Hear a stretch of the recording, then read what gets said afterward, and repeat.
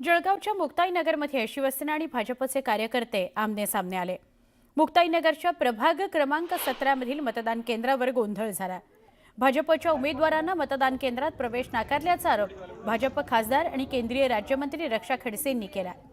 मुक्ताईनगरमध्ये शिवसेना भाजप कार्यकर्त्यांच्या राड्यानंतर शिवसेना कार्यकर्त्यांविरोधात तक्रार करण्याकरता रक्षा खडसे पोलीस स्थानकात गेल्या। रक्षा खडसे यांच्यासोबत पोलीस स्टेशनमध्ये कार्यकर्त्यांचीही मोठी गर्दी होती। आमदार चंद्रकांत पाटील यांच्या विरोधात कार्यकर्त्यांकडून पोलीस स्थानकामध्ये घोषणाबाजी सुरू होती।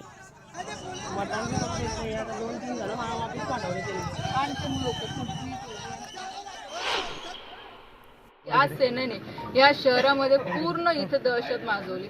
नियमाच्या बाहेर इथे मतदान केलं गेलेलं आहे, तिथे दादागिरी केली गेलेली आहे, इथे मारहाण झालेली आहे। अजून याच्या पलीकडे काय बघायचं बाकी काही गुन्हा तुम्ही दाखल केला, त्याच्यामध्ये आमदारांचं नाव घेतलंय का? ऑफकोर्स घेतलेले आमदार स्वतः होते ना तिथे। आमदार एक जबाबदार व्यक्ती आहे। जर अशी घटना घडत असेल तर त्यांनी थांबवलं पाहिजे ना, की त्यांना प्रोत्साहन दिलं पाहिजे। हाच तर प्रॉब्लेम आहे इथल्या आमदारांचा, की सगळे अशाच लोकांना त्यांनी प्रोत्साहन देत आलेलं आहे आणि त्याच्यामुळे हे जे काही आज घडतंय हे फक्त त्या कारणामुळेच घडतंय।